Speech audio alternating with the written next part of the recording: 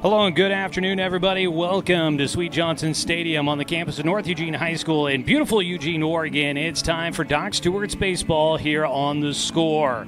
It's the start of Area 4 league play for the Roseburg Dr. Stewarts, powered by Abby's Pizza, as we get ready to take on the Eugene Challengers in a doubleheader tonight. It's the first twin bill of the season for the Doc Stewarts, and of course the first league games of the year, and it's really almost just the first game of the year for the Doc Stewarts, coming off of a 10-2 loss against Medford in their season opener on Wednesday. That's the only game that this squad has under their belt so far. We'll see if they can put the pieces together to come out a little bit stronger here today than they did earlier this week against the Mustangs.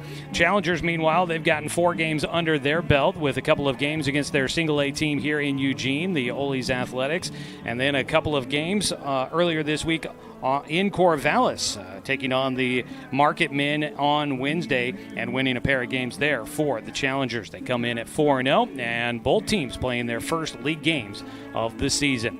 Looking forward to how this one plays out here today for you at what is always a beautiful place to catch some baseball, Swede Johnson here in Eugene. It's great to have you with us. Joey Keeran here. If you are wondering, yes, we are on a little earlier than we expected.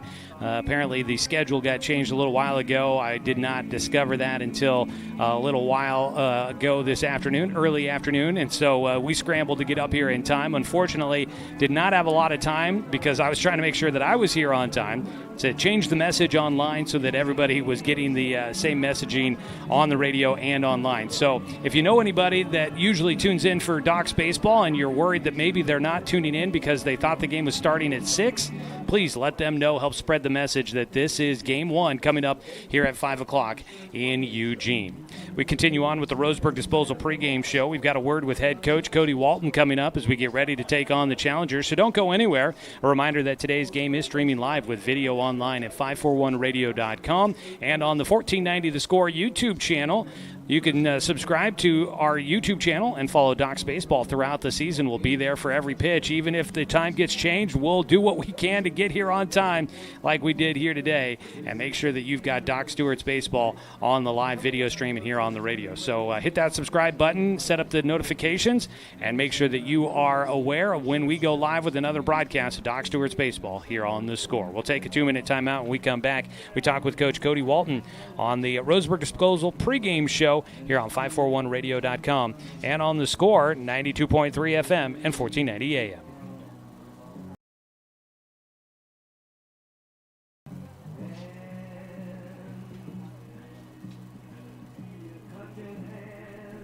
Financial security allows you the freedom to take stock of what's important and build lasting bonds. We share your goals. Trust Palm Wealth Management to consolidate your investments and generate income for those who need you most. Call Palm Wealth Management today.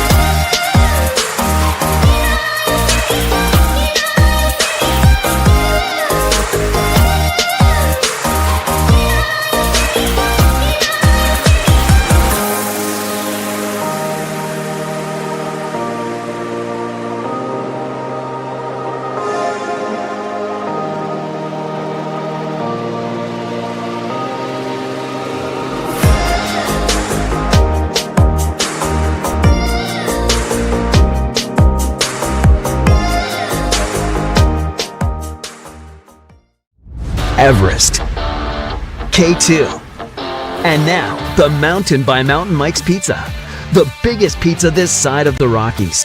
The mountain-sized pizza is a massive 20 inches wide, delivering 20 slices and a mountain of toppings. Made with the freshest and finest ingredients, dough made fresh daily with 100% whole milk mozzarella cheese, and toppings to the edge. It's time to go big. Order yours now by using our mobile app. When it comes to finances, it can be hard to know what's in your best interest. Experience the strength of advice at Palm Wealth Management. From education and estate planning to retirement and the unexpected, we can help. Call Palm Wealth Management today. Back here with more of our Roseburg Disposal pregame show. You can let them make the run to the dump for you. Give them a call at 673-7122.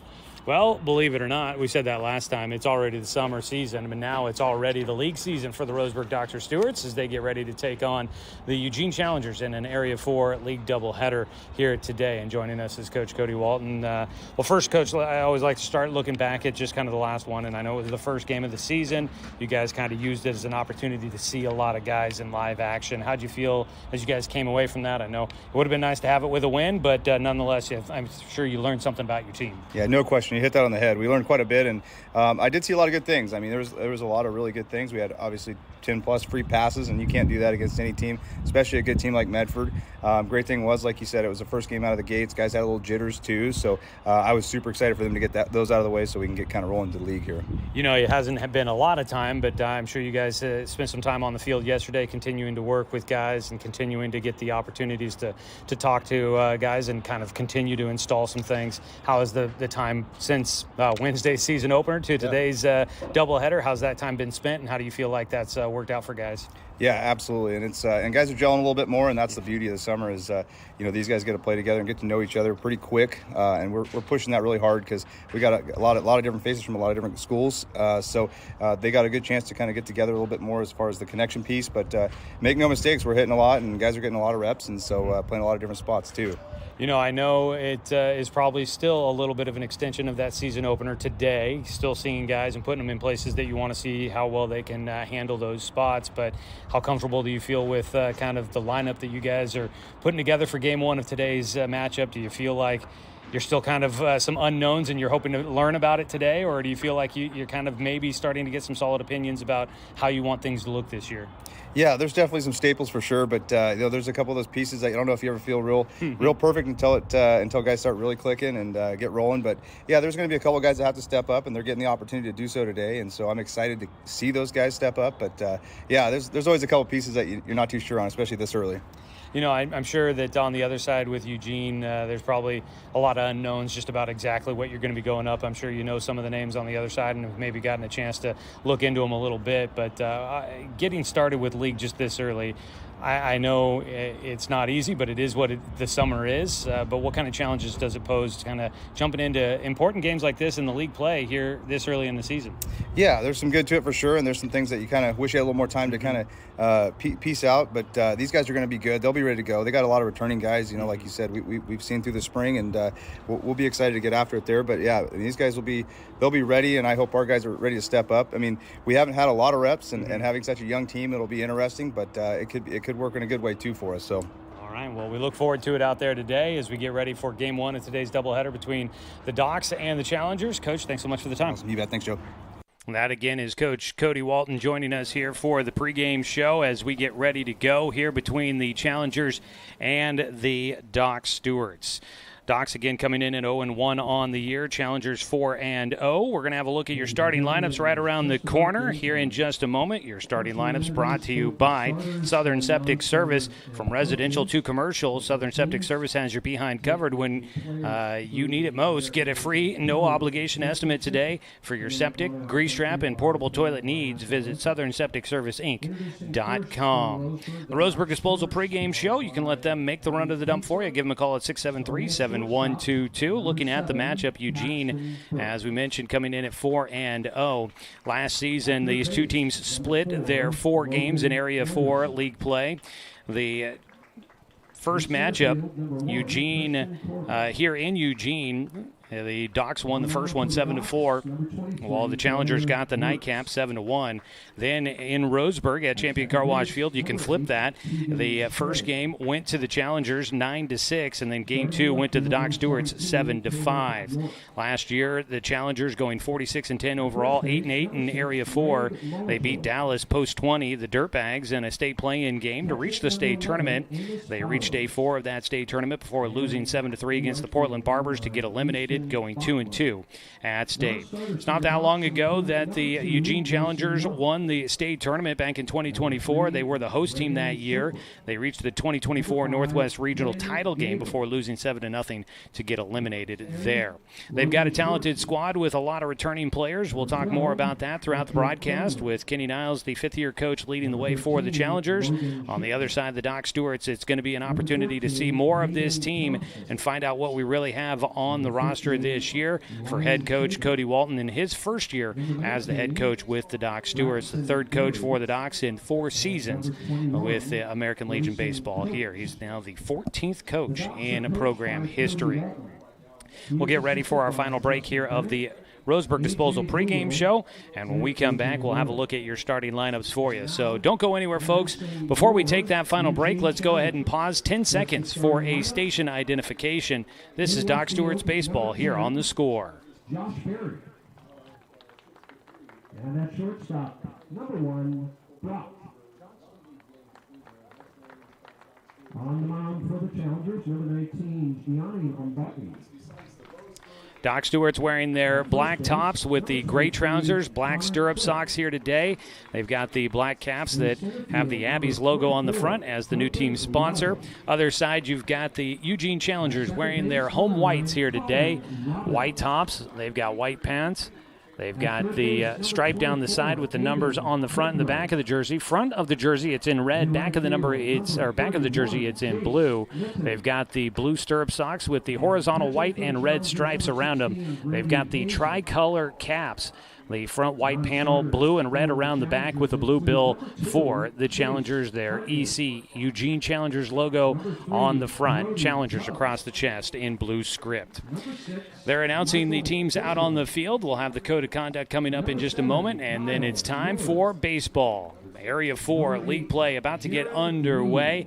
The first 2 teams in Area 4 to square off this year. They will wrap up the 4-game season series in league play coming up on Sunday down at Champion Car Wash Field. That is a 6 o'clock start time. We thought today was going to be a 6 o'clock start time, but instead we're getting started at 5. Sunday will be a 6 o'clock start time. That was an adjustment that we learned before we went off the air on Wednesday at the end of the Medford contest. So a lot to get to here today, and looking forward to the start of Doc Stewart's Baseball for you. We'll have the starting lineups and the first pitch right around the corner. This is Doc Stewart's Baseball. I'm Joey Keeran. Thanks for joining us, everybody, here on 541radio.com and on The Score, 92.3 FM and 1490 AM. Hey there, sports fans. Thanks for watching this local sporting event online at 541radio.com. Did you know there's more than one way to watch games online? You can watch games on your laptop or desktop computer, your tablet, or even your smartphone just by going to 541radio.com. But we also use YouTube to stream all of our video broadcasts, which means you could be watching this game on your big screen TV with a number of different streaming devices. You can stream our live YouTube broadcast through your PlayStation or Xbox gaming device, or through streaming devices like Google Chromecast, Apple TV, or Roku. There's plenty of ways to follow this live local sporting event. Plus, you can find past events archived on 1490 The Score's YouTube channel. Find us on YouTube and subscribe today to keep up with the latest in local sports coverage.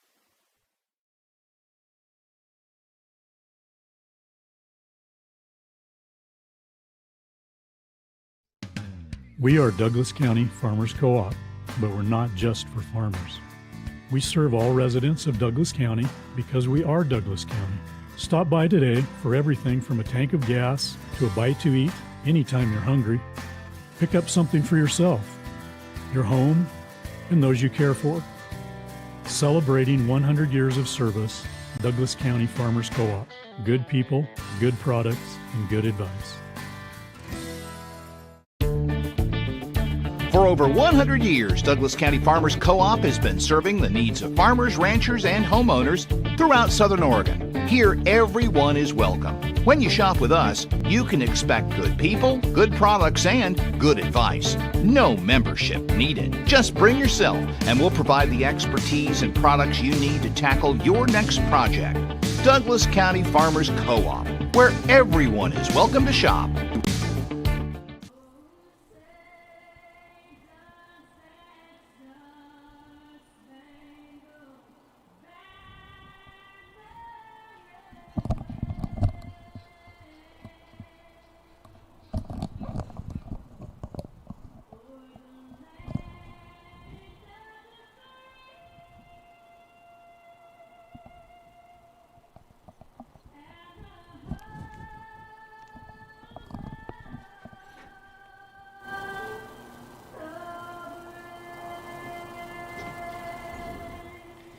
Leanne Rhymes taking her time with our national anthem, but performing beautifully as we get ready for first pitch here at Swede Johnson Stadium in Eugene. It is time for Doc Stewart's baseball, start of league play here today. It's time now for our Southern Septic Service starting lineups. I introduce you first to the starting lineup for Coach Cody Walton in his first year, leading the Roseburg Dr. Stewarts, powered by Abby's Pizza. Paxton Burke, the shortstop, will lead things off, followed by third baseman Logan Anderson. In center field, batting third is Christian Corba. Danner Wirtz, the pitcher, will bat cleanup. Hitting fifth is second baseman Tegan Sprague. Caleb York in left field will bat sixth. Hitting seventh is Wade Molitor, the first baseman. Batting eighth, catcher Amos Bowers. And in the ninth spot will be Easton Bachmeyer starting in right field. And it looks as if, let's see here, for those that are watching online, there is the accurate starting lineup for you. I forgot to hit the one button to get that to go through there. So there's your starting lineup for the Roseburg Dr. Stewarts, which is always brought to you by Southern Septic Service. From residential to commercial, Southern Septic Service has your behind covered. Get a free no-obligation estimate today for your septic, grease trap, and portable toilet needs. Visit SouthernSepticServiceInc.com. Out on the mound for the Eugene Challengers here in Game 1 of today's doubleheader is going to be right-hander Gianni Lombardi. He is coming off of helping the Marist Spartans win a 4A state championship in baseball just last weekend. He'll get the start here today. Behind the plate is Grady Hazen, his catcher from the high school ranks. Connor Clift at first for the Challengers. Colin Robbins at second. Left side of the diamond, Aiden Hibbler at third. Brock Johnson at short.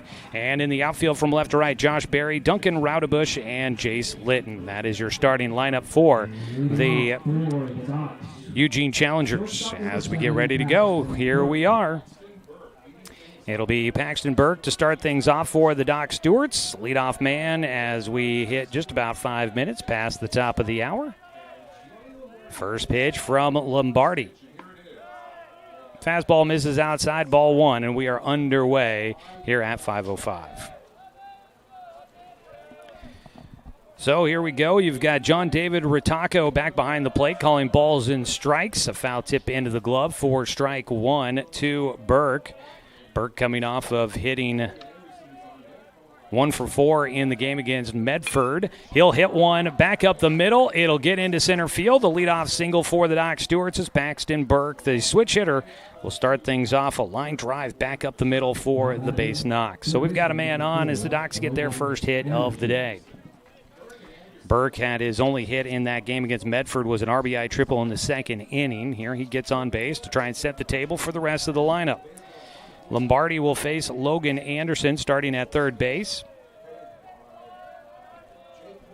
Anderson will take high and inside for ball one. Logan Anderson, of course, out of Southwestern Oregon Community College, where he was a freshman this last spring, out of Umpqua Valley Christian. Anderson did not have a hit in the opener against Medford. He takes low as ahead 2-0. Got on base twice with a fielder's choice. Each time he got on base, he ended up stealing second. Struck out in his final two at-bats of that game against the Mustangs on Wednesday. Starts off with the 2-0 count. Paxton Burke at first. Check swing off the handle. Couldn't get the hands out of the way there for Anderson.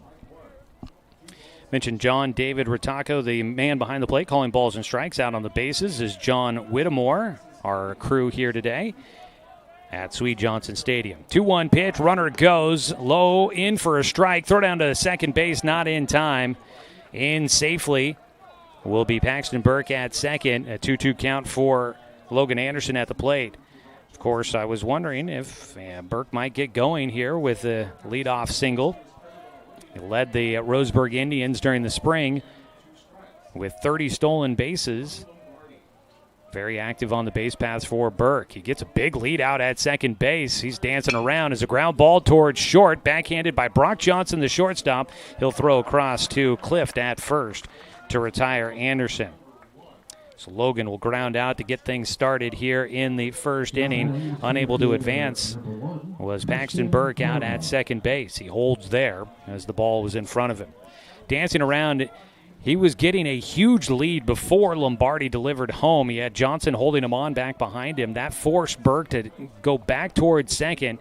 with that ground ball coming right at him. That might have kept him safe out there. As a ground ball comebacker goes off of Lombardi and trickles towards short. Nobody's there to get to it. Johnson has to adjust and race back towards the edge of the grass at shortstop to pick up the baseball. And that'll be an infield single for Christian Corba, who continues to hit. He finished the high school season with a 12-game hit streak. He had a hit in his first at-bat against Medford, so give him a 14-game hit streak dating back to the high school season for the freshman, Christian Corba. Well, he was a freshman. He'll be going into his sophomore campaign next year with the Indians. Corba, first pitch he sees, gets on base. Runners on the corners now for the Docs with just one out, trying to grab an early lead as a pickoff throw to first base by Lombardi. Diving back in the dirt is Corba. He'll have his uniform dirty. First pitch now to the cleanup hitter, Danner Wirtz, is taken for strike one. Danner out of Roseburg High School, just wrapped up his sophomore campaign. Starting pitcher here today for the Doc Stewarts. The 0-1 delivery out of the stretch. Pickoff throw again to first, not in time. Danner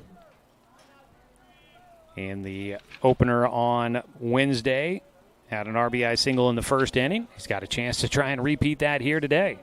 The 0-1, Corba goes running. The throw down to second base is going to go through, but it's late to the second baseman, Colin Robbins. They had Brock Johnson cutting it short, and he lets it go through. There was a design play there. Corba slides in safely as the throw hit off the natural grass infield. Took a high hop for Robbins at second base, and he wasn't able to get the tag down in time. A 1-1 pitch to Wirtz hits the outside corner for strike two. So two runners in scoring position now as the Docs aggressive early on the base paths. Base knock for Wirtz could really do some damage here early on. He tries to call time and will get it just as Lombardi started going into his windup. Gianni Lombardi out of Marist High School, graduating this year, gets a swing and a miss out of Wirtz for strike three. That is two away. First strikeout in the game for Lombardi, two down. Tegan Sprague will bat, the second baseman. Now batting second baseman number 8, Tegan Sprague. Sprague out of Umpqua Valley Christian.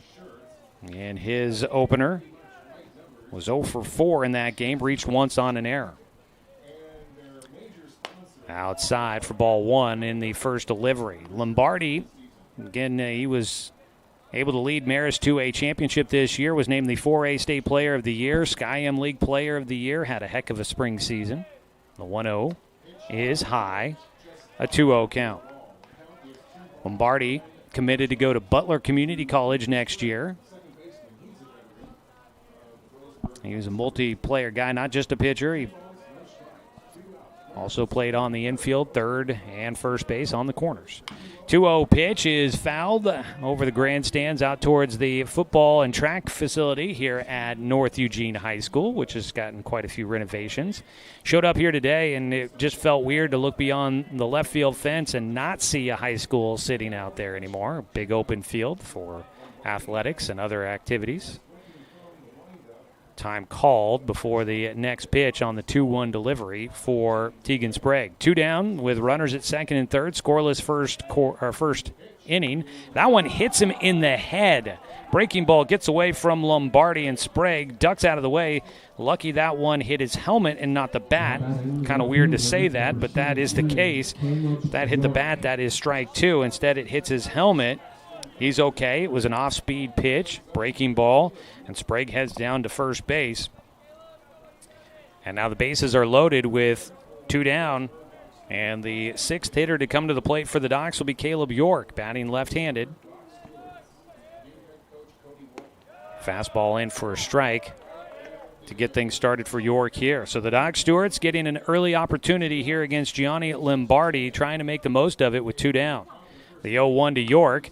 It's a dribbler off the bat, back to the mound, fielded, and no, they'll say it was a foul ball for strike two. Everyone will head back to their spots. So hitting off the front foot there, it seemed, for York. That happened That must have been yesterday on my drive down to Grants Pass to go do a Hellgate jet boat tour. I was listening to the Chicago Cubs game. That happened in a Major League Baseball game, a play just like that, and the umpires all missed it. It was obvious on video review, but they couldn't review it. It was a non-reviewable play. So in Major League, they missed that one. They get the call here. An 0-2 pitch for Lombardi with the bases loaded, 2 away. He misses high and away. Yeah, it was surprising. The broadcasters, Pat Hughes, they could not believe that the umpires could not come together and get that play correct. Calling time is York. He'll step out.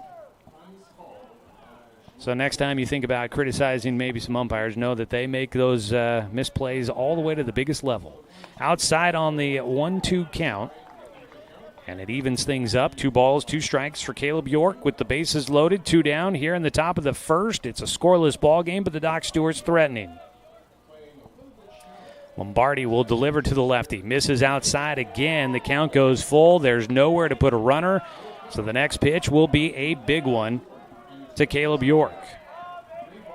York was the 2A, 1A Special District 5 Player of the Year. Looking to come up big here. The 3-2 pitch. Strike 3 called. York thought ball 4. He is corrected, and he will go down looking. A pitch just off the outside corner, and that'll be the third and final out here in the first. 2 strikeouts in the inning for Lombardi as he escapes a bases-loaded situation. No runs, 1 hit, no errors, and 3 men left on for the Doc Stewarts. We'll go to the bottom of the first. We'll introduce you to the starting lineup for the Eugene Challengers when we come back on 541radio.com and on the score, 92.3 FM and 1490 AM.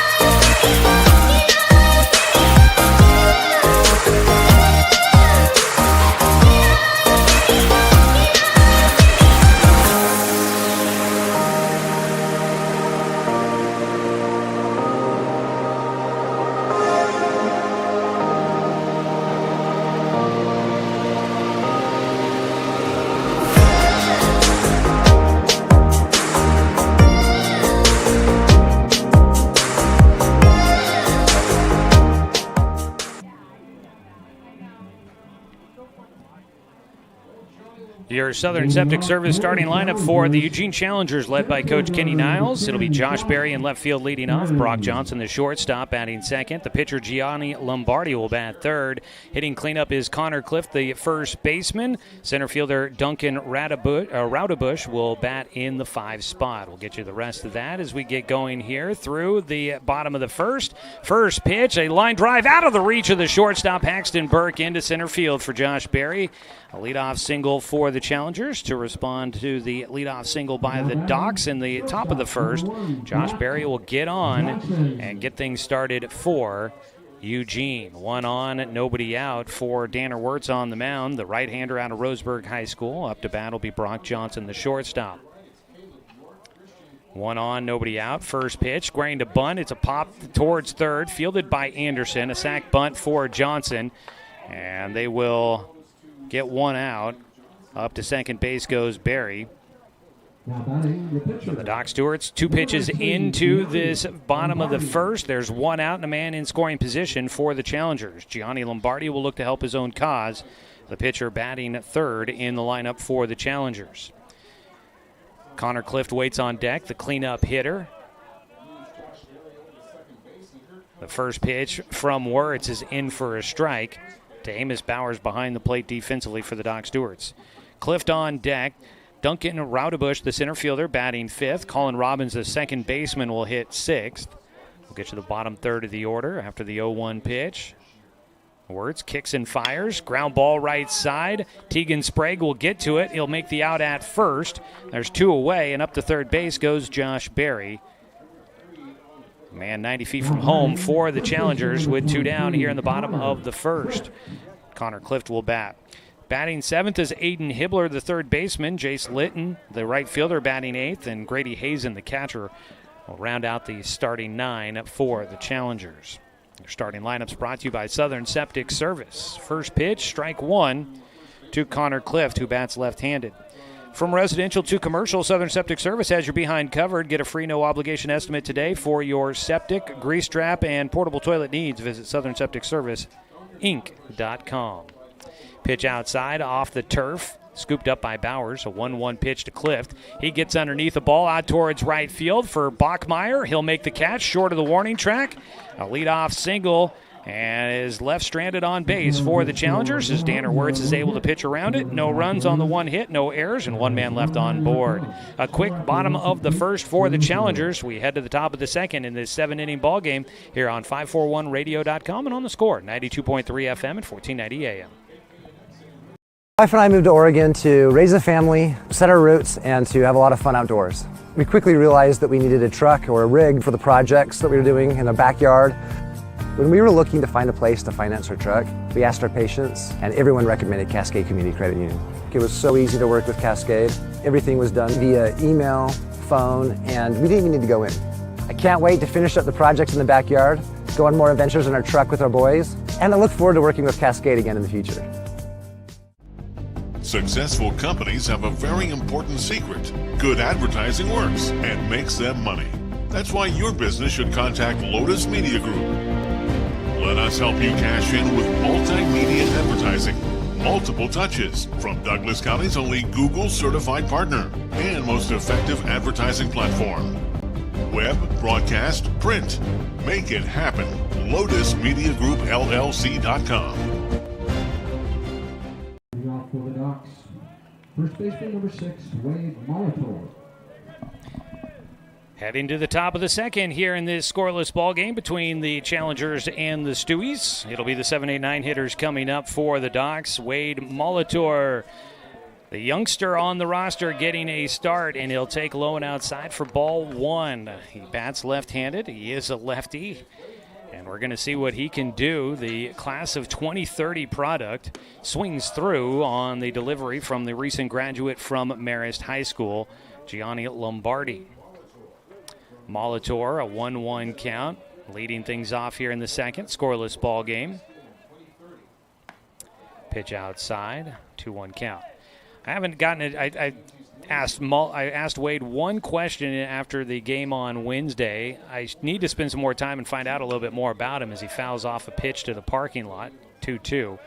What I've been told is that it's expected that he's going to play for Roseburg High School next year, but I haven't confirmed that from him directly. I've been told he's a homeschool kid, but would be playing for Roseburg High. Stuff we need to confirm with him, get a chance to sit down and talk with him. As a pitch outside, he's got a full count. He's definitely a young man with a promising future, already at the Docs level, and he's not even in high school yet. The 3-2 pitch, swing and a miss for strike 3. Lombardi will get his third strikeout in the ball game. One away, Amos Bowers will come up to bat. Molitor goes down swinging to start things off here. Now Amos Bowers will stand in. Amos had 2 plate appearances against Medford, walked in one of them, flew out on the infield in his other. He grounds the first pitch foul towards the third base dugout where the Doc Stewarts are calling home here tonight. Here at Swede Johnson, a great facility, in-ground dugouts, a real big league feel out there. The 0-1 is fouled back and over the netting for strike 2. Played a high school baseball playoff game here against North Eugene back in my senior year when there was only 4 classifications. I remember getting here and seeing this ballpark for the first time and thinking, dang, this feels big league out here. The 0-2 is high and away. Little did I know in my future I'd spend a lot of summers here at Swede Johnson Stadium getting to watch a lot of baseball. But it's a fun place and always a good trip. The 1-2, Bowers takes strike 3. Outside corner has been live here today. Pitchers getting that corner. The hitters right now trying to figure that out and adjust to it. On the strike zone from John David Ritaco. 2 down, nobody on. It'll be the 9-hitter Easton Bachmeyer out of Douglas High School. He takes outside, ball 1.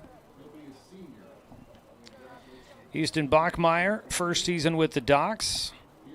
He was a first-team All-Far West League catcher for the Douglas Trojans this year in the spring season. The 1-0 is outside.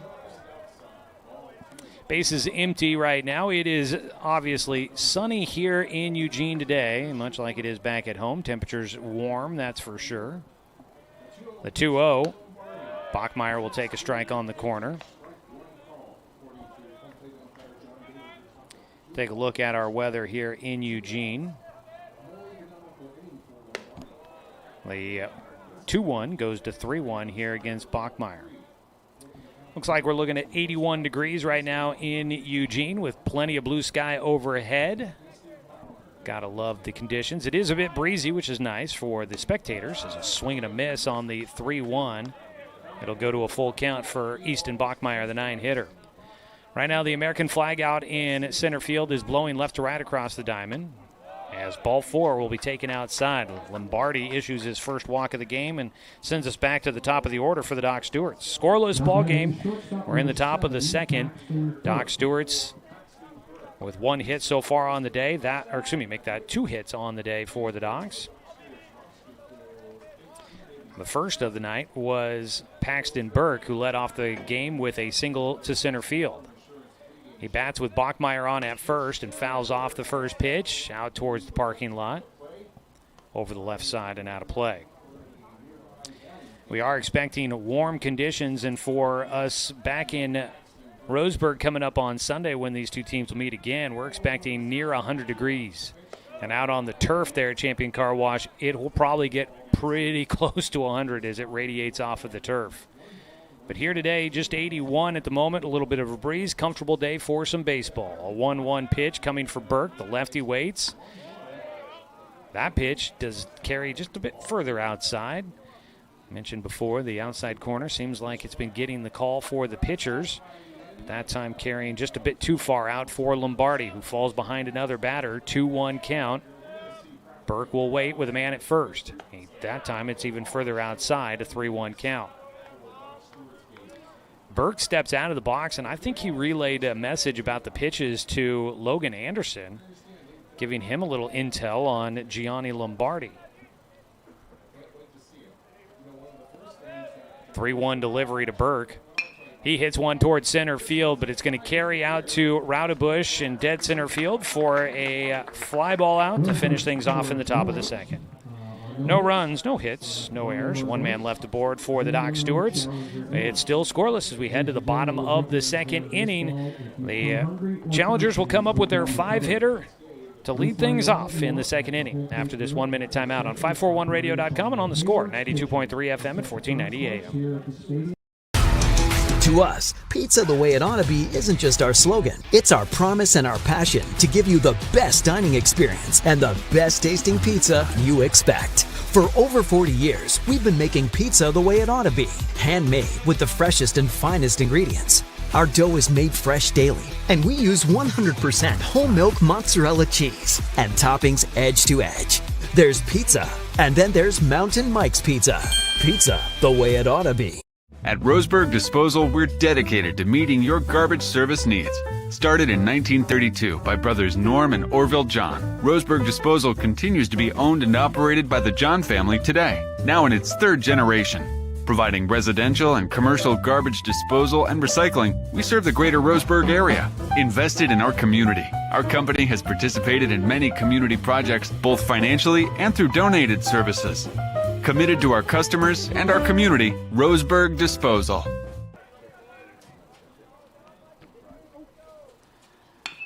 Duncan Raudebush will swing at the first pitch here in the bottom of the second. The Challengers have been aggressive at the plate here so far. A lot of pitches swung on early, and Raudebush grounds out to Logan Anderson at third, 1 away. Didn't give me a chance to tell you anything about the incoming senior next year at North Eugene High School. We'll have to get back to him here later on. 1 away for Wirtz, who will miss outside on the first pitch.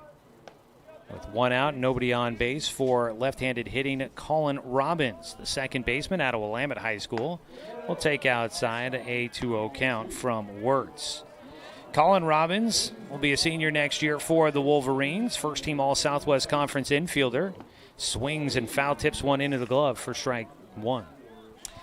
Willamette winning the Southwest Conference this year. Finished tied with Sheldon, but they had the tiebreaker for that one, so they get the league title. And a ground ball towards second. Tegan Sprague will wait.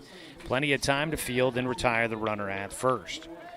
Robbins will ground out, 2 down. Aiden Hibbler coming up to bat. So far, a leadoff single for Josh Berry, but other than that, Danner Wirtz has been able to pitch to contact and let the defense behind him do the work. 2 down, nobody on base for the Challengers. First pitch swinging, a ground ball sharply hit foul down the third base side into the hedges here at Swede Johnson. So it'll be strike one for Hibbler, the third baseman.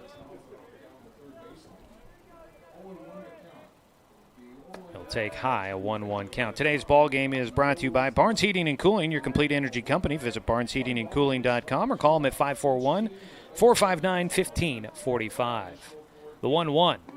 Breaking ball just misses inside, curving around the hitter. Aiden Hibbler out of North Eugene will be a senior next year, earning first-team All-Midwestern League honors. He grounds one weakly towards second base, where Sprague will be there to make the play once again. Tegan Sprague at second base has been busy over there, his third put out of the game. And no runs, no hits, no errors, nobody left on base. A 1-2-3 inning for the Challengers. And we are through 2 scoreless. We go to the top of the third. Doc Stewart's coming up to bat with the top of their order on 541radio.com and on the Score, 92.3 FM at 1490 AM. To expand your portfolio? Consolidate your investments with Palm Wealth Management. Our trusted team makes it easy to diversify and track your investments. Let Palm Wealth Management coordinate your financial strategy. Call Palm Wealth Management today. Looking for more local sports coverage? CBS Sports Radio 1490 The Score has you covered. Check out our homepage at 541radio.com for sports stories, scores, and podcasts. And follow us on social media. 1490 The Score is on Twitter, Facebook, and Instagram. And take the station with you wherever you go with the 541 Radio app. Download the app in your smartphone's app store and get access to a live stream of the station, sports stories, podcasts, and easy messaging with the station and others. When it comes to finances, it can be hard to know what's in your best interest. Experience the strength of advice at Palm Wealth Management. From education and estate planning to retirement and the unexpected, we can help. Call Palm Wealth Management today. Leading off for Roseburg. Through 2 innings here in Eugene, it is scoreless, no runs, 2 hits. No errors for the Doc Stewarts. No runs, 1 hit, no errors for the Challengers. Top of the third will be Logan Anderson leading off for the Docs. Facing Gianni Lombardi, the right-hander on the mound. His pitch outside, ball 1. Today's ball game is brought to you by Flyaway Travel. Contact the travel experts at Travel Leader, Flyaway Travel. Make sure you have an agent in your corner. Call 541-672-5701. Ball popped up for Anderson. Deep out towards center. That ball keeps carrying, and it will go over the head of Duncan Raudebush in center field. He is muscling his way all the way to third, and it's a triple for Logan Anderson to get things started here in the third.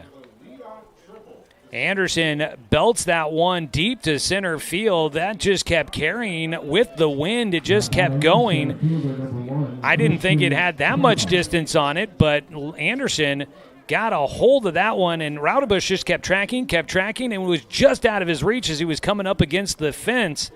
He could not get the glove on it, and first hit of the season for Logan Anderson will be a triple to lead things off here in the third, and the Doc Stewarts will have a man 90 feet from home trying to take an early lead in this one. First pitch fouled away by Christian Corba, who had a base hit, a grounder back to the mound. Went off the hip of the pitcher, Gianni Lombardi, and then trickled its way to short. A line drive shot right at the first baseman, and a great job with the quick hands by Connor Clift. Unlucky there for Christian Corba. A ball that was lasered right at the first baseman, who's got the quick hands and makes the play. for the first out. Unlucky there for Corba. That was easily going to drive in a run. One away. First pitch misses outside for ball one to Danner Wirtz. So one out, still at third base. Logan Anderson did a good job making sure he was not caught out of position. The 1-0. That ball's laced to left field. That will get the Doc Stewarts a 1-0 lead. RBI single for Danner, his second RBI of the year, and he's got the Docs on top 1-0. Danner does the job. Helps his own cause with the RBI single to left field. Puts the Docs on top 1-0 with one out here in the third inning. It'll bring up Tegan Sprague, the 5-hitter. First pitch swinging away. He hits one down the line in right field. That ball will be caught towards the foul line by Jace Litton. He tracks it down, and there's the second out. Another ball that looked like it might have had a chance, but tracking it down was Litton out there. So Sprague, first time he is put out here today, 2 away. Man at first, a 1-0 lead for the Doc Stewarts. 2 down, and Caleb York will bat. Danner Wirtz at first, the pitcher, not getting a courtesy runner. First pitch swinging, ground ball to the hole at short. Brock Johnson, a throw off balance, gets it to first base in time. Nice job by the shortstop for the final out here in the top of the third. Brock Johnson makes the play to get the Challengers out of things here in the third inning, but the Doc Stewarts will score 1 run on 2 hits. And there were no errors for the Challengers. 1 man left on base. We will go to the bottom of the third inning. Doc Stewart's ahead, 1-0 on 541radio.com and on the Score, 92.3 FM and 1490 AM.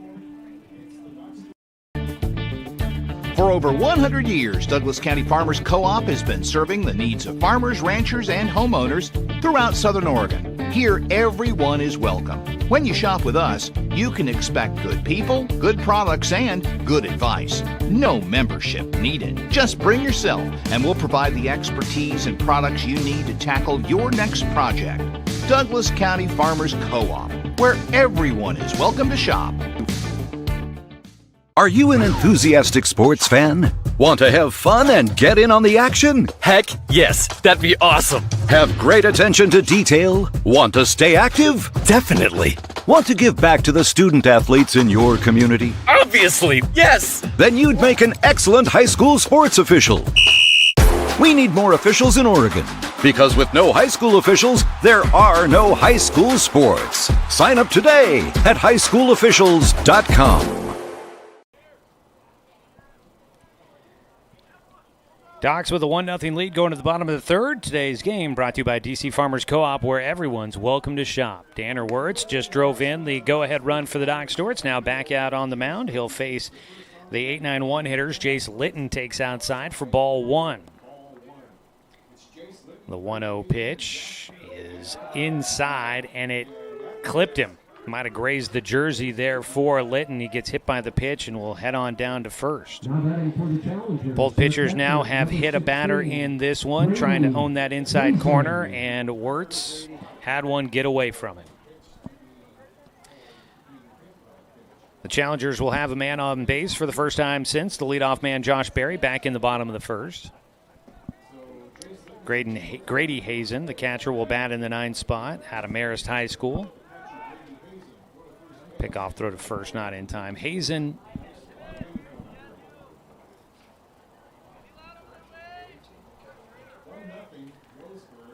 the first pitch now to Hazen. Ground ball foul down the third base side. Boy, just by a hair down that line. That'll be strike 1.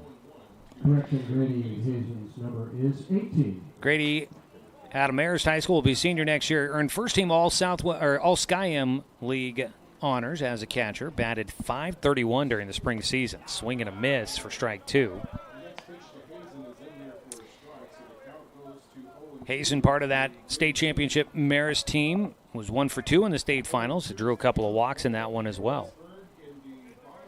0-2 pitch from Wirtz. Oh, it hit him on the front elbow on a ball that cut back towards the inside corner. And that is going to be a second hit batter here in the third for Wirtz. And Coach Cody Walton comes out of the dugout. He calls time. He wants to have a conversation with the home plate umpire, John David Ritacco. They will have a quick conversation here just down the third base side at home. 2 hit batters. And they are not going to have any sort of appeal on the hit by pitch. So back-to-back hit batters to start off things here in the third inning for the Challengers. And they're in business with nobody out. 2 runners on. First time they've had multiple guys on base in the ball game. 2 runners on and nobody out for Eugene as the leadoff man Josh Berry will take inside for ball 1. He has the only hit in the game so far for the Challengers. Leadoff single in the first. Grounds one towards third. It will get by Logan Anderson. Diving to get to it was Burke, and they've got a runner off the bag at second. Got to throw it there. They've got the man in the rundown between second and third. Now a throw to third base to try and get the runner going from first to second, and the throw just offline and safely will be Berry. Docs will get 1 out, and they stop a run on a great defensive play by Paxton Burke. Goes diving head first to keep that ball from getting too far out into left field. That forced Coach Kenny Niles to put the stop sign on for Jace Litton, who got the third and was looking to score. But because Burke got that ball, he had to stop. That ended up leaving the courtesy runner for Grady Hazen in no man's land between second and third. He's tagged out for the first out, but Josh Berry does a nice job getting an extra 90 feet. First pitch swinging, that ball headed to the alley. This is going to tie up the game and possibly give Eugene the lead. A base hit for Brock Johnson. 1 run will score. Coming in, a second run will score. And Brock Johnson with a double will give the Challengers a 2-1 lead. Brock Johnson came up with a great defensive play to end things in the top of the third. Now he drives in a pair here in the third inning. And Eugene will have the lead for the first time. Found the alley out there.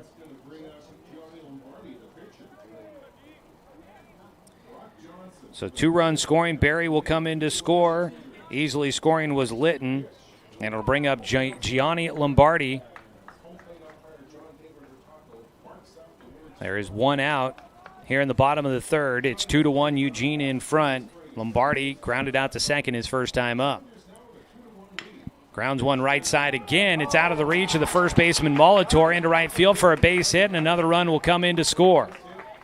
Lombardi will drive in 1. Scoring from second was Johnson easily. And 3 runs in here in the third for the Challengers as they grab the early lead. After Roseburg scored 1 in the top of the third, the Challengers come back 3 so far here in the bottom of the third. 2 hit batters to start off the frame for Wirtz. Did him no favor to get things started here. He's given up 2 hits. There's been 1 error in there as well. Up to bat, the lefty Connor Clift will take a strike at the knees, a 1-1 count. Clift flew out to right field, ending things in the first inning. He was batting with a man at third and 2 down. Wide open stance as he digs back in, and he'll have to wait as Danner steps off the bump. So 3 runs on 2 hits, an error, and 2 hit batters here in the third so far for the Challengers. A 1-1. Clift will take in the dirt. Artificial turf around home and on the mound here at Swede Johnson Stadium. Everything else is grass and dirt out there. It's in pretty good condition for the early summer. The breaking ball low and outside for Wirtz. He falls behind. 3 balls and a strike.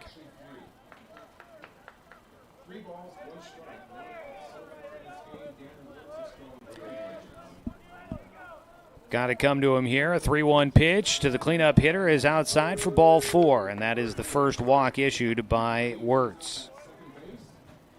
Lombardi will move up to second. And we're going to get a visit out to the mound for catcher Amos Bowers and third baseman Logan Anderson.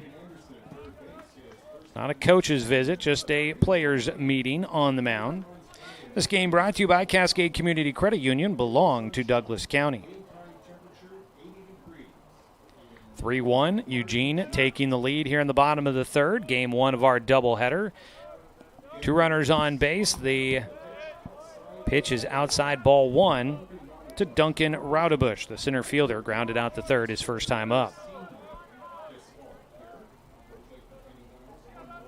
Out of the stretch for Wirtz. Delivers home.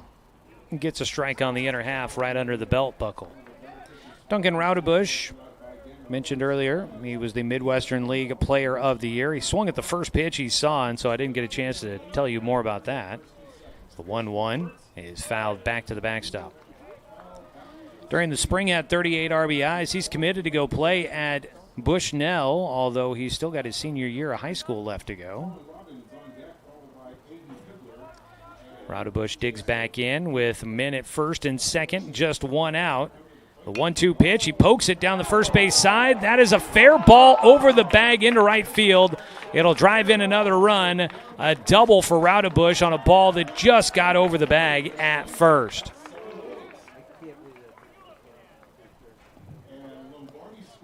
And the Doc Stewart's coach is curious how that ball could have been called fair. It was extremely close from the angle up here. Hard to know for sure, but a double for Raudebush on a ball that was not hit overly hard down the first base line. Stayed fair according to the home plate umpire. And it's another run in for the Challengers, leading 4-1. Still just 1 out. Runners at second and third. The pitch is low, ball 1 to Colin Robbins, the second baseman, 0 for 1 with a ground out. Take a pitch over the plate for strike 1, 1-1 count. So Raudebush picks up an RBI. He ends up at second with a double. Connor Clift went all the way to third as a ball hard hit right side, and it is picked up. Easy play to first base for Sprague. He'll get the out there, look all the runners back, 2 down. Hard hit ball right at Sprague, so the runners all had to hold. 2 away as Colin Robbins grounds out for a second time to Tegan Sprague at second base. Pitch outside, ball 1 for Danner Wirtz. Out at third base is Clift. At second base, Raudebush. A ground ball, foul down the third base side. Ninth hitter to the plate here, Aiden Hibbler. The man that led off the frame, Jace Litton, waits on deck. Wirtz with the 1-1 outside. And he falls behind again. It's been a long half inning here for Wirtz after working pretty efficiently the first time through the order. The 2-1 is low.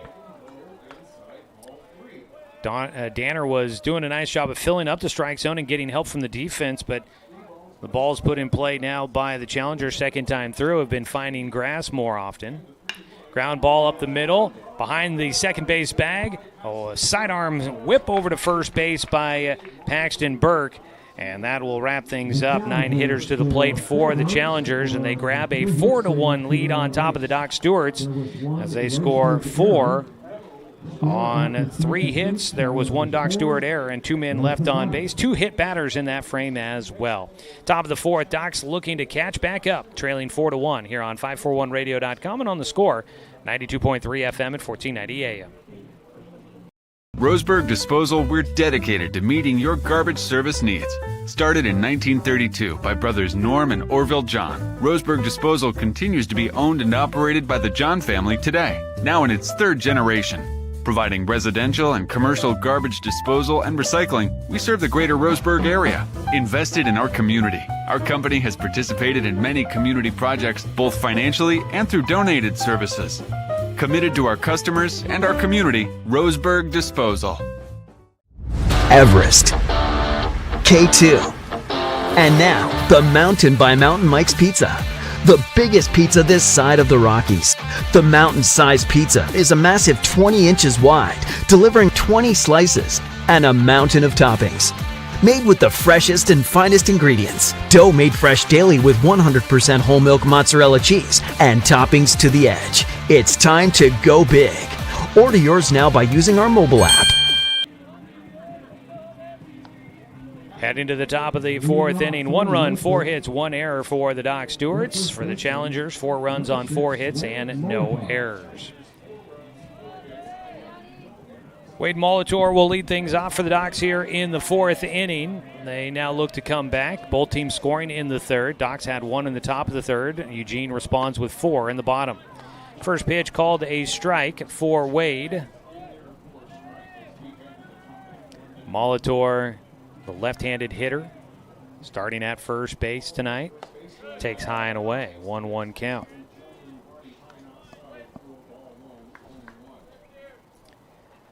Today's game for the Doc Stewarts brought to you by Cascade Community Credit Union, belong to Douglas County.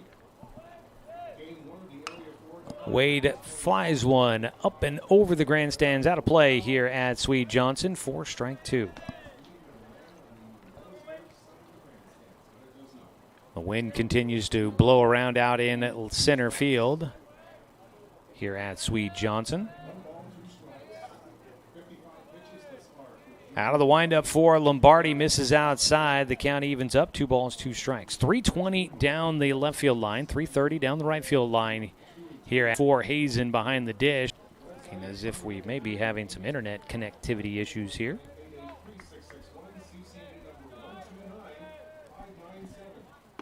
First pitch in for a strike for Easton Bachmeyer, the right fielder.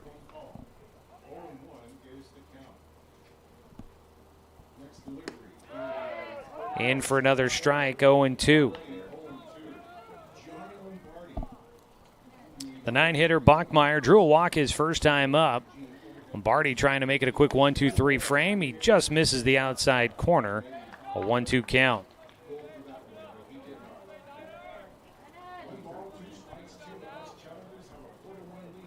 Lombardi will deliver the 1-2. Swung on and missed, strike 3, and that'll do it for us here in the top of the fourth inning. We will head to the bottom of the fourth. It's 4-1, Eugene in front on 541radio.com and on the score, 92.3 FM and 1490 AM. Roseburg Disposal, we're dedicated to meeting your garbage service needs. Started in 1932 by brothers Norm and Orville John, Roseburg Disposal continues to be owned and operated by the John family today, now in its 3rd generation. Providing residential and commercial garbage disposal and recycling, we serve the greater Roseburg area. Invested in our community, our company has participated in many community projects, both financially and through donated services. Committed to our customers and our community, Roseburg Disposal. Are you an enthusiastic sports fan? Want to have fun and get in on the action? Heck, yes, that'd be awesome. Have great attention to detail? Want to stay active? Definitely. Want to give back to the student athletes in your community? Obviously, yes. Then you'd make an excellent high school sports official. We need more officials in Oregon, because with no high school officials, there are no high school sports. Sign up today at highschoolofficials.com. Bottom of the fourth inning, a 4-1 lead for Eugene after a quick 1-2-3 top of the fourth for Gianni Lombardi. The Challengers up to bat, a swing and a miss on the first pitch now to Jace Litton, who will lead off an inning for a second consecutive frame. The 0-1 is low for a 1-1 count. Apologize, it looked like we were having some internet connectivity issues there. Hopefully we've gotten that fixed, and we're back up and streaming strongly for the video stream. For those that are tuning in online, ball fouled off. That'll be strike 2. It's that ball clipping the umpire. Amos Bowers will head out to give him a quick moment to shake it off. Mountain Mike's Pizza is a sponsor of Doc Stewart's baseball this season. At the corner of Bellows and Harvard in Roseburg, Mountain Mike's Pizza, the way it ought to be. Our live video stream online at 1490 The Score on YouTube. You can follow us there. Hit the subscribe button to follow along with us. Most of our games are at home where we've got a stable internet connection. As a ball up the middle goes off of Danner Wirtz. It'll be an infield single for Jace Litton. So hard for a pitcher to let those ones get through. But that would have been a ball that would have been probably good for Danner to let go through. He had his middle infielders able to get to that ball. It seemed like on the infield, Paxton Burke probably had a good look at trying to make a play on it. But it's so hard for a defender to try and let something go by when it's coming right at you. Wirtz trying to make a play on it on the mound. Goes off his foot. Trickles towards third base. No chance to make a play for Logan Anderson. So Litton gets on for a second time to lead off an inning. First pitch high and inside to the 9-hitter. Grady Hazen up to bat. Litton had gotten on with a hit by pitch in the third. Hazen also got on with a hit by pitch. 1-0 pitch. Grounder sharply hit towards third baseman Logan Anderson. Makes a throw to second. Sprague throw to first. Double play for the Doc Stewarts, and that'll clear the bases. A bang-bang play at first. The Docs get the call there, and they get a twin killing on a great job by Logan Anderson on a hot shot to the hot corner. Did a nice job coming up with that one. Made a great throw to second. Sprague gets a good relay over to first, and the twin killing will clear him off. Big defensive play for Danner Wirtz on the mound. His first pitch misses ball one. To the top of the order, Josh Berry up for a third time. Berry reached on an error his last time up. The 1-0. Popped up right side, out towards Bachmeier. Should be playable, and he will make the catch, and it'll be a quick half inning there defensively for the Doc Stewarts. Some nice defense to help out the pitcher. It's a 4-1 lead for Eugene. Docs will look to try and claw their way back, and we come back with the top of the fifth inning here on 541radio.com and on the Score, 92.3 FM and 1490 AM.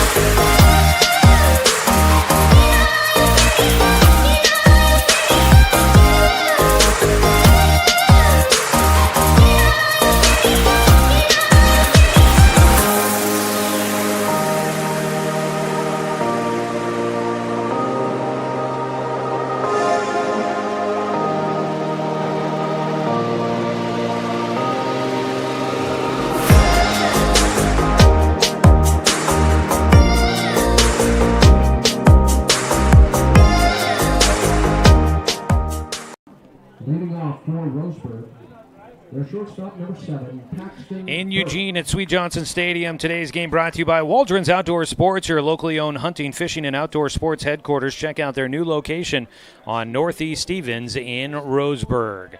4-1 lead for the Challengers on the mound. Gianni Lombardi continues to deal. He's coming off of a 1-2-3 frame.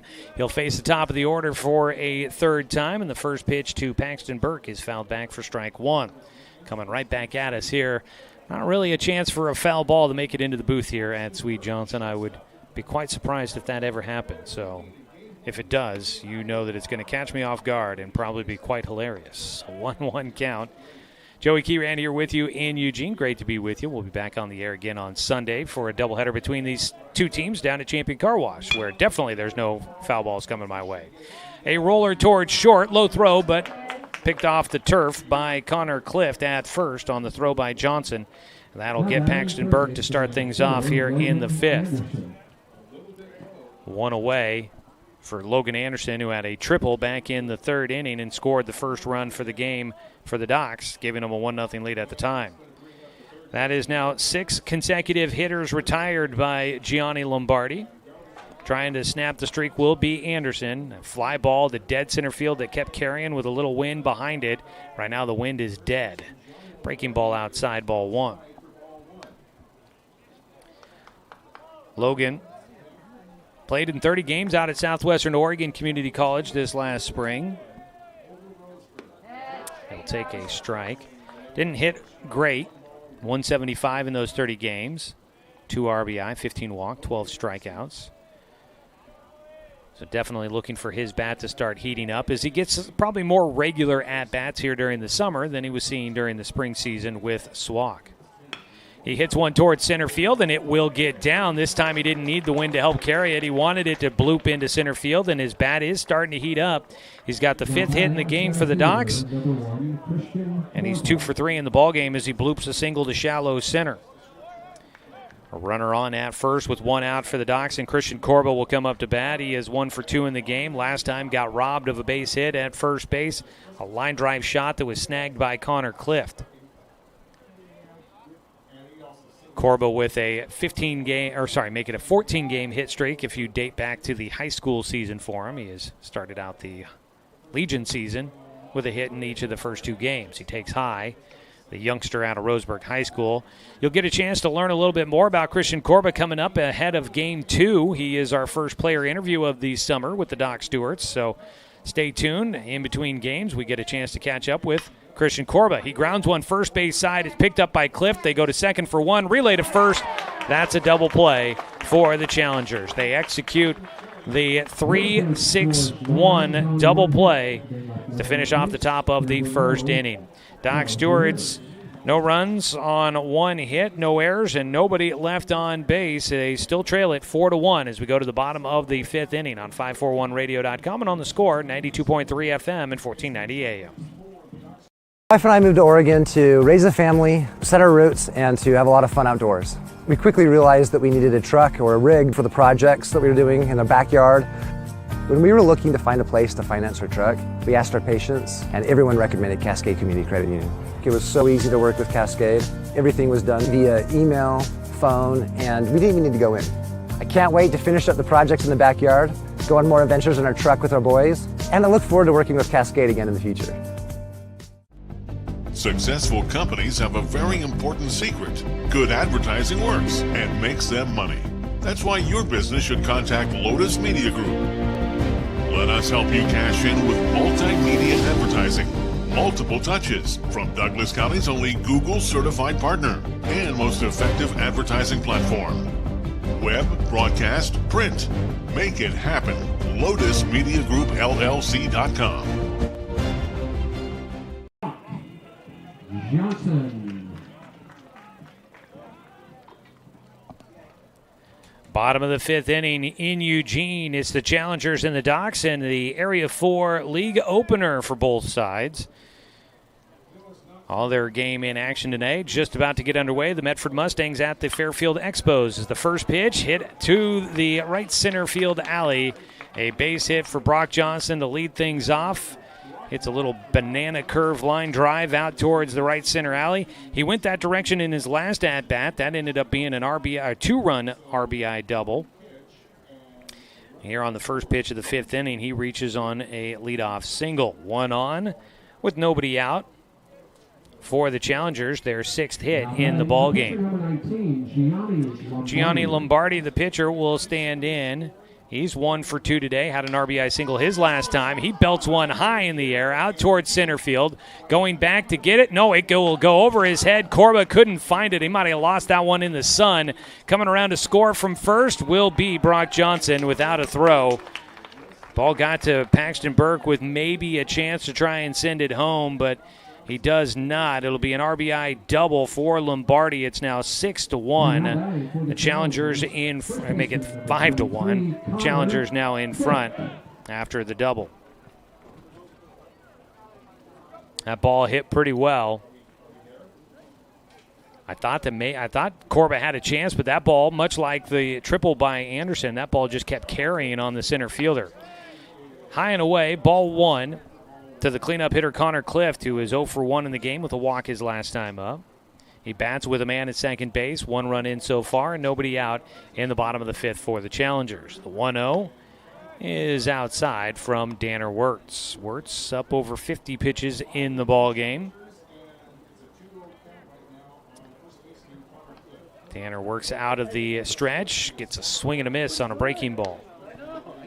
This game has been brought to you by Dr. Lance and Randall, Family and Cosmetic Dentistry. Call 541-378-6694, or you can visit drrandall.com.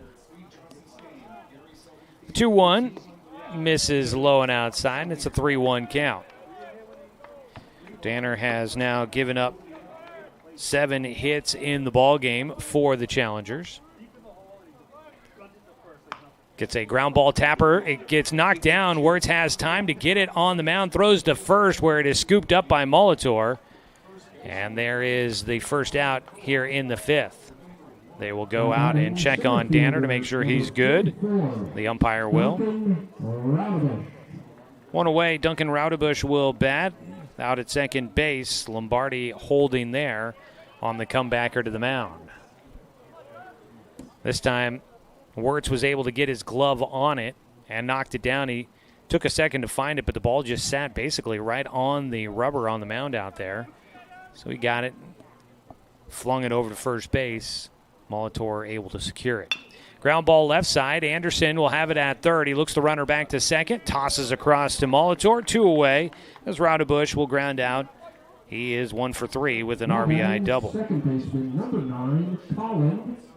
He's been extremely aggressive, continues to swing at the first pitch. We have hit the 6 o'clock hour. If you're just tuning in with us and wondering how we are already in the bottom of the 5th, well, this game actually was a 5 o'clock start time as a strike across from Danner Wirtz against Colin Robbins.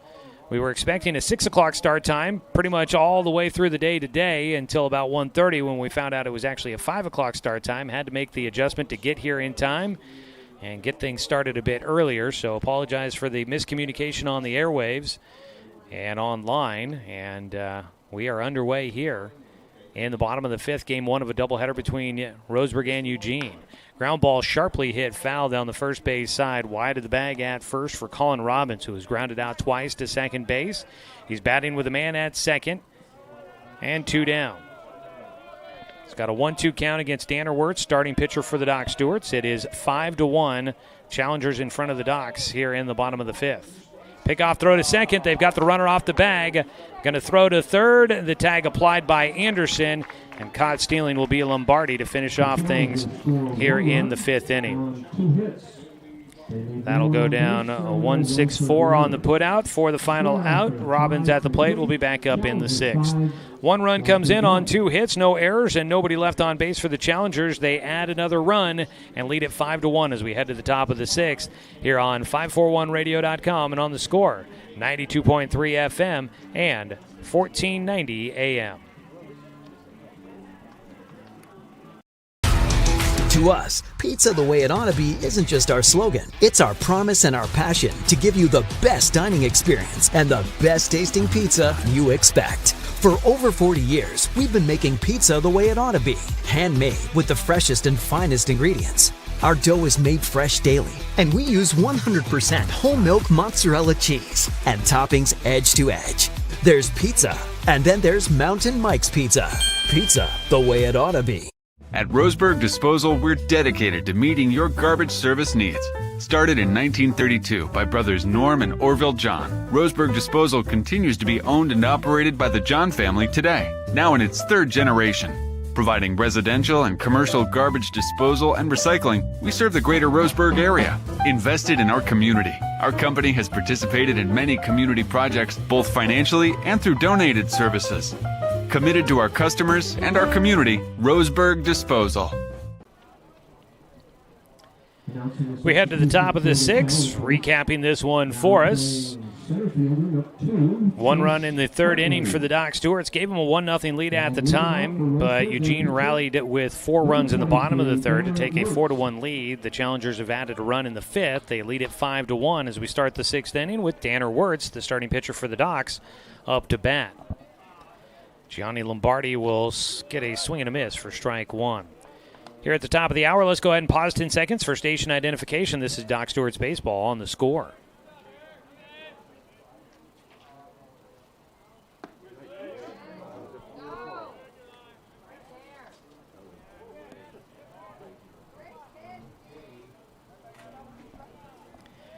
Danner Wirtz watches a breaking ball just missing the inside corner. Lombardi will deliver a fastball that is fouled back to the backstop for strike 2. Today's ball game brought to you by Palm Wealth Management, a member of D.A. Davidson & Company, member SIPC. A 1-2 count. Nobody out, leading things off here in the 6th. Doc Stewart's down to their final 6 outs, trying to rally back from a 5-1 deficit. Ball is poked down the right side by Wirtz into the bullpen down the right line. for the Challengers on the first base side here at Swede Johnson. The count stays 1-2. A 1-2 delivery, breaking ball, strike three, down looking on strikes for Wirtz, his second strikeout in the game. That'll be the sixth punch out in the ball game for Gianni Lombardi. Danner now 1 for 3 with an RBI single in his second at bat. That'll bring up Tegan Sprague, who's 0 for 1, hit by a pitch his first time up.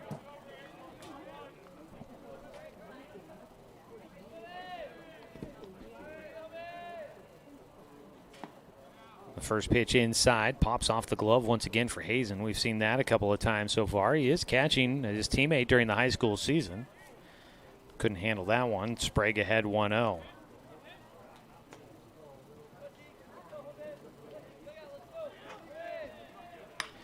Ball fouled down the right field side, into the bullpen once again. Sprague a 1-1 count.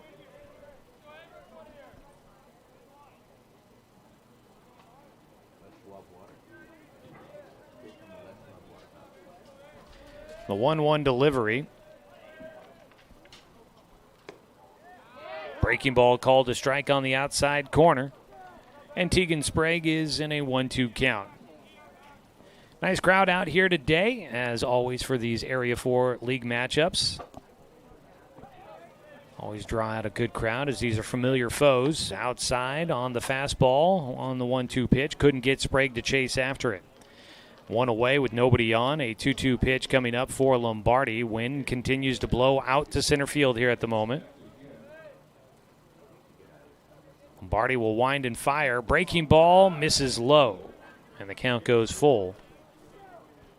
Only one walk in the ball game and one hit batter for Lombardi. His full count pitch to Sprague.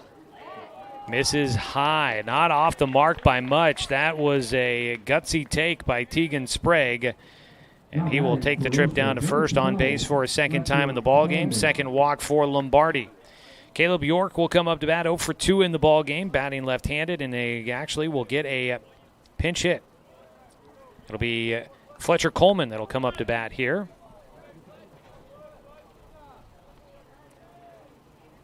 Fletcher will bat left-handed, much like York's been doing, but he'll bring in a new bat here in the appearance here. Not sure if that might mean we might see a pitching change coming up for the Docs here as they start to make some moves late in this ball game. We're in the top of the 6th. Docs trail by 4. Fletcher sends one down the left field side, but it'll be just into the hedges for a strike. A 1-1 count for the rising senior at Roseburg High School for Coleman. Coleman will stand in a 1-1 pitch with one out and a man at first. It is outside, and he's ahead, 2 balls and a strike. During the high school season, Fletcher, man, he was an eagle eye at the plate. Coleman had a team high 28 walks during the spring season with the Roseburg Indians. 2-1 pitch, grounds one towards first, having to play back on it. Thought about going to second for the first out, and then maybe a relay back to the first base bag, but instead Connor Clift just steps on the first base pillow and retires Fletcher Coleman. Up to second base goes Tegan Sprague. There's 2 away. So it moves the runner into scoring position, but there's 2 down. And the youngster Wade Molitor will stand in. Molitor in the ballgame 0 for 2. Last time he grounded out to third. The wind blowing across the diamond. Molitor will take outside for a 1-0 count to start. I've been impressed. The youngster doesn't seem to be too overwhelmed with the moment. Maybe a little nervous out at first here defensively today, but man, he is going to be growing into that body, that's for sure. So 1-0 pitch, high and away. Found some highlights of him as probably even younger than he is now in some youth baseball. I think it was like 14U or 12U. Can't remember what it was, but his team and him, they were hitting bombs in that game, that's for sure. It was fun to watch the highlights. 2-0 pitch is low and inside, and Molitor For a kid that is just going into high school, he's standing in with some poise here, taking pitches and being selective. He's got a 2-out approach here with a 3-0 count.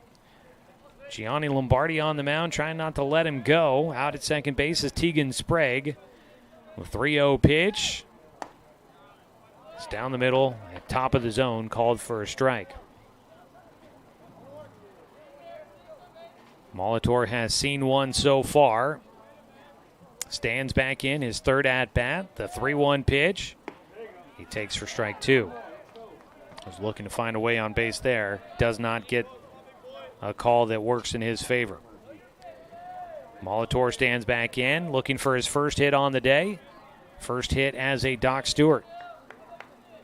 Out at second base, Tegan Sprague, the 3-2. Strike 3 called. 3 straight across the plate, 4 strikes by Lombardi. Battles his way back in and gets the Challengers through the 6th inning with a 4-run lead still intact. We go to the bottom of the 6th. It is 5-1, Eugene in front on 541radio.com and on the Score, 92.3 FM and 1490 AM. To expand your portfolio? Consolidate your investments with Palm Wealth Management. Our trusted team makes it easy to diversify and track your investments. Let Palm Wealth Management coordinate your financial strategy. Call Palm Wealth Management today.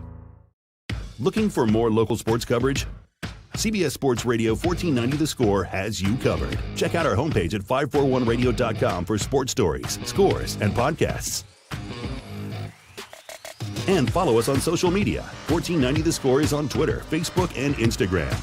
And take the station with you wherever you go with the 541 Radio app. Download the app in your smartphone's app store and get access to a live stream of the station, sports stories, podcasts, and easy messaging with the station and others. When it comes to finances, it can be hard to know what's in your best interest. Experience the strength of advice at Palm Wealth Management. From education and estate planning to retirement and the unexpected, we can help. Call Palm Wealth Management today.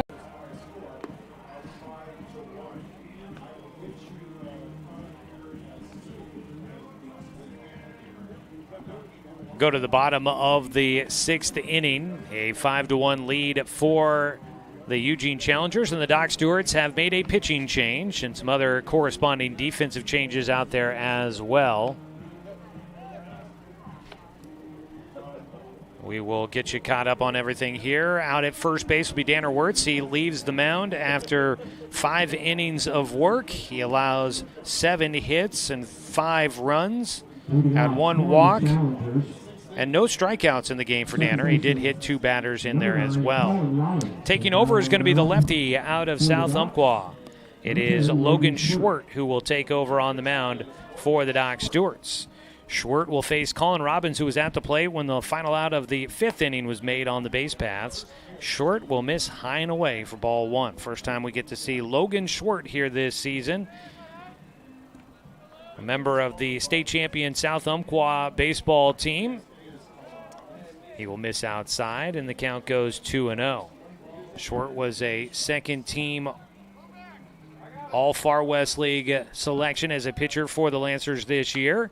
He gets a pop fly on the left side, foul territory. Logan Anderson, it drifts back into fair territory where Paxton Burke comes in to make the catch, and Logan Anderson goes twisting out of the way as Burke came in hot and heavy, and it was a good thing. Anderson had overrun it at third base, had a terrible angle at it, not on his own fault, just a tough play for the third baseman to make. The shortstop coming in to make the catch, and there's 1 away as they get Colin Robbins for a third time. He's 0 for 3. First pitch, swing and a foul ball for Aiden Hibbler. Hibbler 0 for 2 in the game, facing Schwert for the first time. So Wirtz done on the mound. He goes to first base.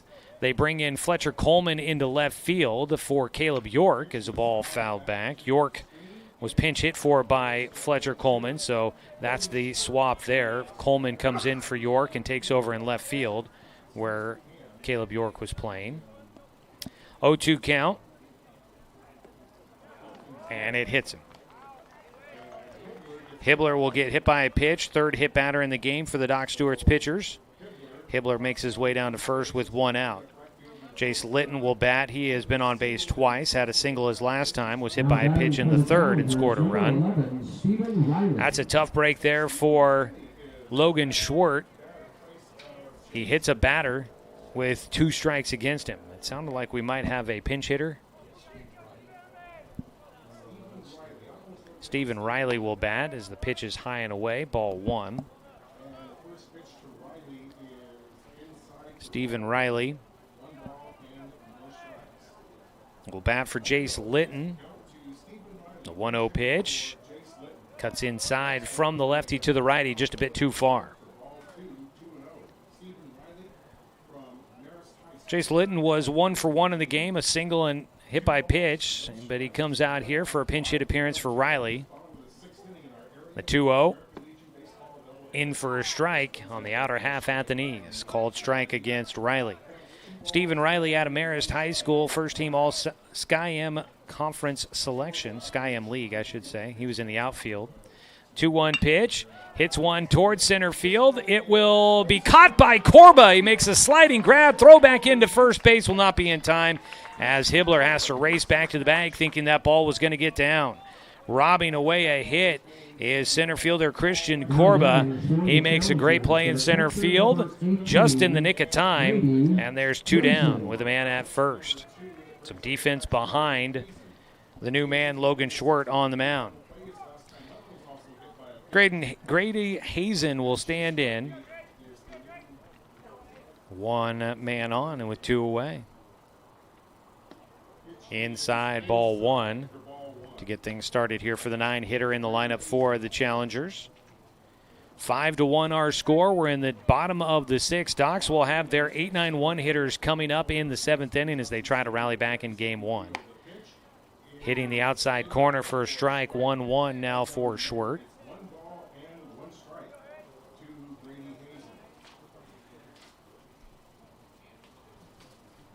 The 1-1 is just off the outside corner. 2 balls and a strike. For Danner Wirtz, again, his line, 5 runs on 7 hits over 5 innings, 1 walk, no strikeouts, and 2 hit batters. I think 4 of those runs will be earned. There's a 2-1 pitch. Misses low for Schwartz. Wirtz stays in the game and playing at first base. So that would mean that the pitcher, Logan Schwartz, has entered the game for Wade Molitor. Runner going, hit and run on as ball looped out to right field in front of Bachmeyer. He'll get it on 1 hop, throws in all the way to third base. The ball is picked off the turf by Logan Anderson at third base. It's a base knock to put runners at first and third with 2 down in the top of the order coming up for the Challengers. First hit in the game for Hazen. Bachmeyer showing a good arm out in right field, but that's probably one you want to see him hit the cutoff man on. A learning moment there for the coaches to address when he comes back in. Because you throw to third, that does leave the door open that the runner at first might have an opportunity to try and steal an extra 90 feet to get to second as the throw goes all the way to third instead of getting cut off. Top of the order here. Not sure if we had a new runner come in at first. It is Josh Berry up to bat. Our umpire is walking down towards first base. And now we'll have a conversation with the bench coach for the Challengers.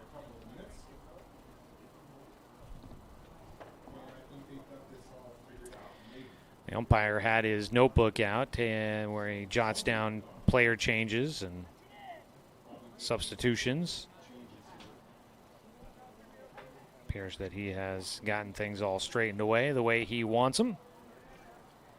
And we are ready to resume play in this one. 2 downs, runners on the corners.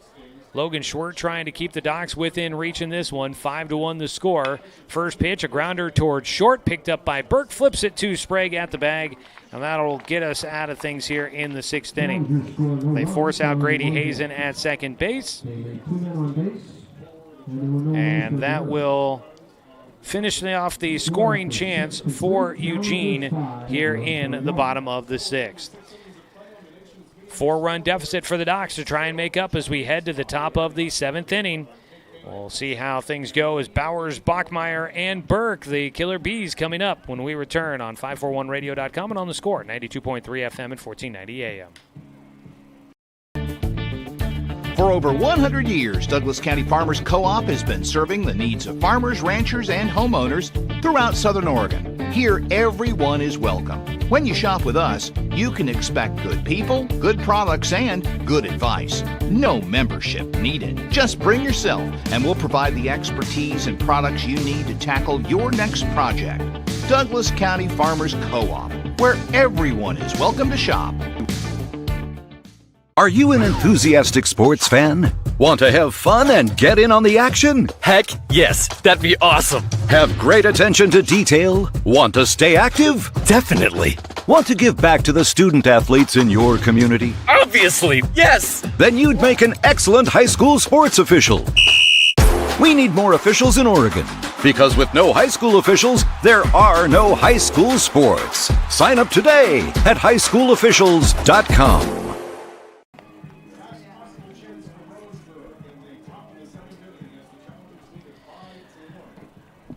The Challengers go to the bullpen as we head to the top of the 7th inning. It'll be right-hander Braden Corrigan that will take over. A graduate class of 2025 out of Thurston, was at Lewis Clark State College this last year, where it looks like he redshirted. He was a 3-time All-League selection for the Thurston Colts during his high school days. Gianni Lombardi goes to third base defensively. They've also made defensive changes in the outfield. Stephen Riley stays in the game and goes to right field. And Chase Hartley has taken over in center field for Duncan Raudebush. So some defensive changes for the Challengers as they try to close out a 5-1 win in Game 1 of our doubleheader. We'll have Game 2 coming up about 20 to 30 minutes after the conclusion of Game 1. In between games, we will recap this one. We'll have our Champion Car Wash Player of the Game to announce for you, so stay tuned for that. And we will have a conversation with Christian Corba, our first player interview of the season. That'll be coming up in between games here today. First pitch. Amos Bowers leading off with a base hit out toward the left center field alley.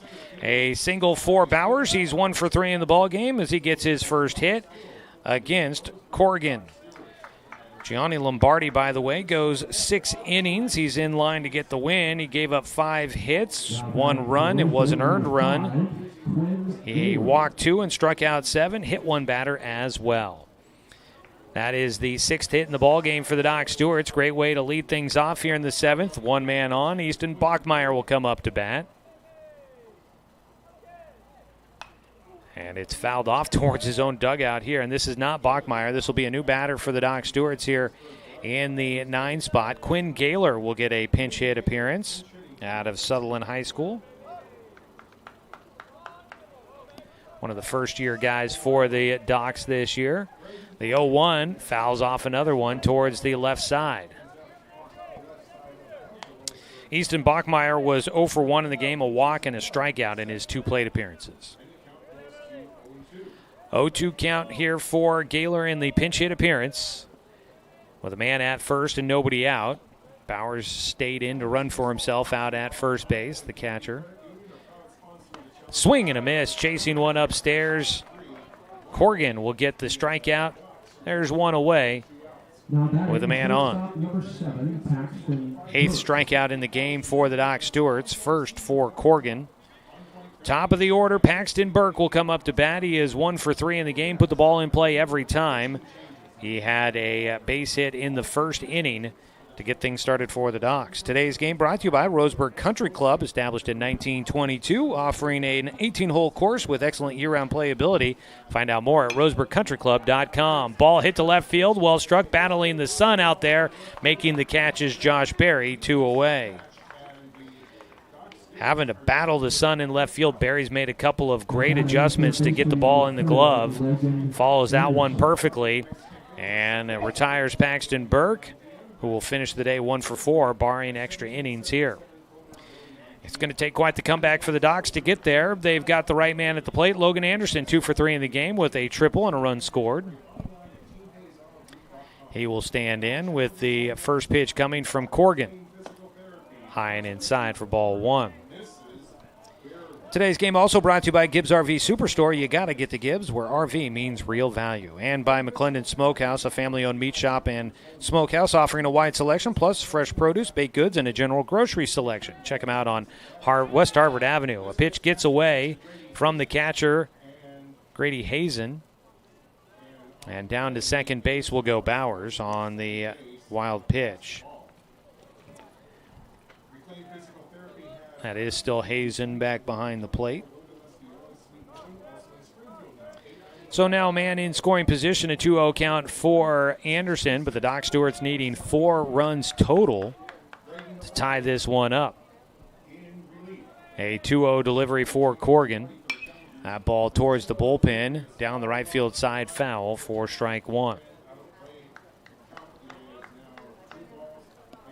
Again, we'll have your Champion Car Wash Player of the Game coming up in between games here and the post-game show for Game 1.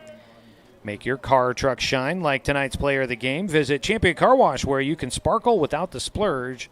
Champion Car Wash celebrating 30 years in Roseburg. 2-1. High and inside.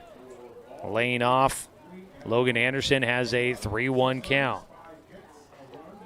If he can find a way on, it would mean the on-deck hitter would be the game-tying run. Heart of the order coming up for the Doc Stewarts, trying to mount a rally with 2 outs here in the 7th.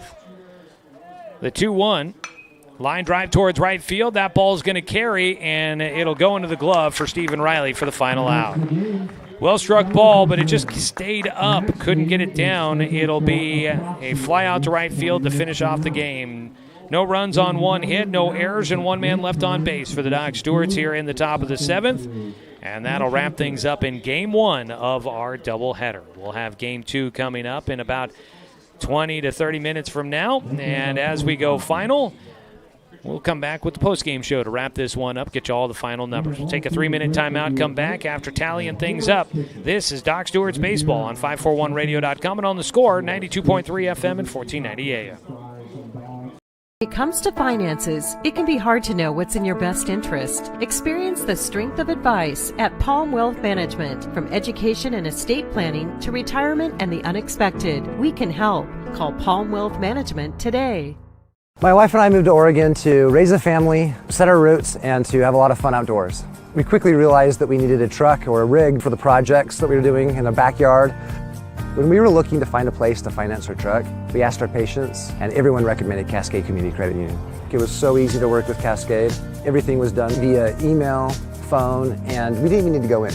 I can't wait to finish up the projects in the backyard, go on more adventures in our truck with our boys, and I look forward to working with Cascade again in the future. We are Douglas County Farmers Co-op, but we're not just for farmers. We serve all residents of Douglas County because we are Douglas County. Stop by today for everything from a tank of gas to a bite to eat anytime you're hungry. Pick up something for yourself, your home, and those you care for. Celebrating 100 years of service, Douglas County Farmers Co-op. Good people, good products, and good advice. To us, pizza the way it ought to be isn't just our slogan. It's our promise and our passion to give you the best dining experience and the best tasting pizza you expect. For over 40 years, we've been making pizza the way it ought to be. Handmade with the freshest and finest ingredients. Our dough is made fresh daily, and we use 100% whole milk mozzarella cheese and toppings edge to edge. There's pizza, and then there's Mountain Mike's Pizza. Pizza the way it ought to be. Looking to expand your portfolio? Consolidate your investments with Palm Wealth Management. Our trusted team makes it easy to diversify and track your investments. Let Palm Wealth Management coordinate your financial strategy. Call Palm Wealth Management today. At Roseburg Disposal, we're dedicated to meeting your garbage service needs. Started in 1932 by brothers Norm and Orville John, Roseburg Disposal continues to be owned and operated by the John family today, now in its 3rd generation. Providing residential and commercial garbage disposal and recycling, we serve the greater Roseburg area. Invested in our community, our company has participated in many community projects, both financially and through donated services. Committed to our customers and our community, Roseburg Disposal. Successful companies have a very important secret. Good advertising works and makes them money.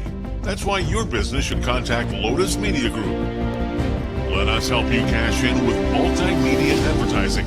Multiple touches from Douglas County's only Google certified partner and most effective advertising platform. Web, broadcast, print. Make it happen. LotusMediaGroupLLC.com.